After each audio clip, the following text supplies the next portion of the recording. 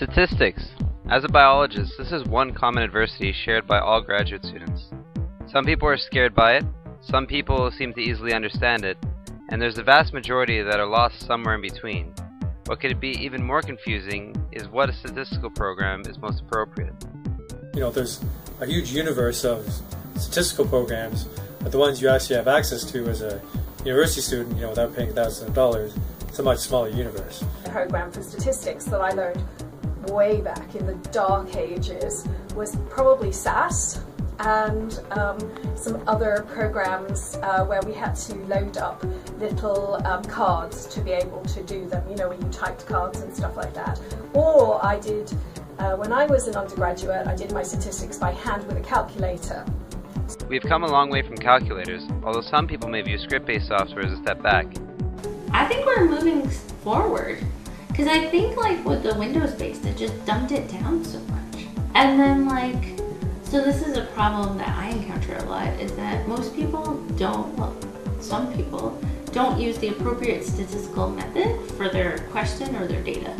And that's because they've had these Windows-based tools that will spit out any answer if you just, highlight some boxes.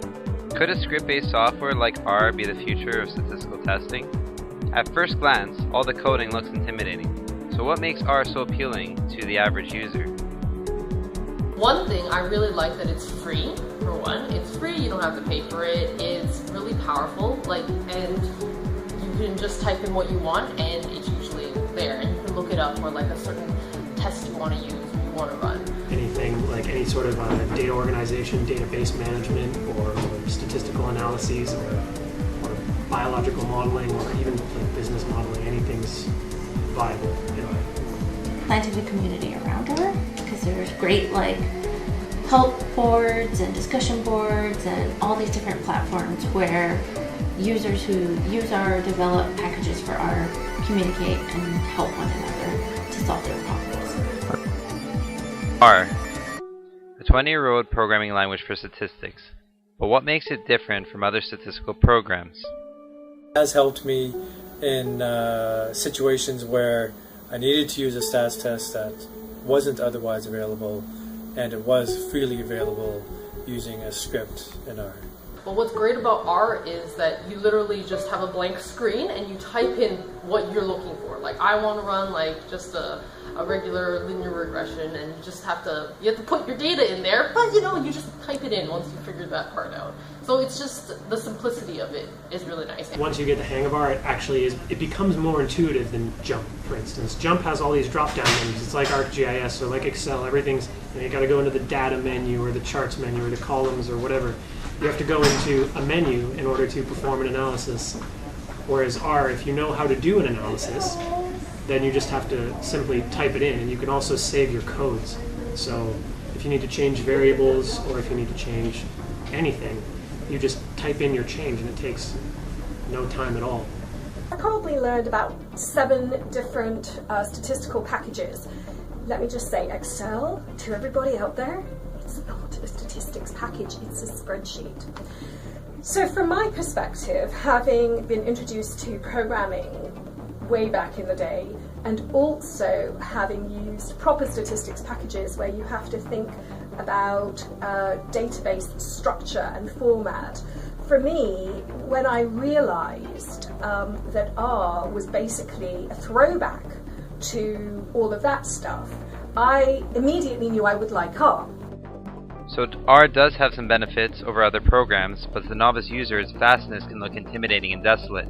What advice then does the R community have for someone beginning to use it? Don't give up! Don't give up! It's really difficult at the beginning. Everyone talks about this huge learning curve, and it is a big learning curve, and you will get frustrated, especially at those red errors, but once you get to the other side, the sky's the limit. But also say, take advantage of all those online resources, because if you can't do something, you just type it into Google, and you'll find somebody else who's had that exact same problem, and then how they solved it or how somebody else recommended that they do it. I also advise doing a little R course. So there's tons of free R courses online, and also through the university. Through the statistics and psychology departments, you can take R courses, and that will help you out to just get started. So my advice would be sign up for an introduction to our workshop. And at the conference, also I bought this Getting Started with Our little book from Oxford University Press, which is really cute. So buy a manual. RTFM. Read the effing manual. Don't go crazy and think to yourself, oh man, I know that I gotta do this crazy 5-piece analysis. I better figure out how to do it right away, because you won't learn anything that way. If you start simple and just visualize your data and then eventually figure out how to use the models or analyses that you need to, you'll learn pretty quickly. That being said, although R can be beneficial, the coding is not necessarily for everyone. R is simply an available tool in a very large toolbox. If you want to use statistics as a tool, then I dislike the fact that you need to invest a lot of time in programming to use R. I don't think I either like or dislike R. I respect R. Over time, the number of tests that people wanted to run just weren't available in these Windows-based programs. So this created an increased demand over time for something like R to come back, where you had the flexibility to create new scripts to run stats tests that otherwise weren't available. So again, R is good in that it allows you, through the use of scripts to run stats tests that you otherwise wouldn't be able to find elsewhere, and also things like diagnostics that you otherwise wouldn't be able to find anywhere. But I mean, there's lots of stats programs that are already out there that have lots of perfectly good stats tests, and if they're available, you should use them instead of R. There you have it. R, a not-so-evil stats program.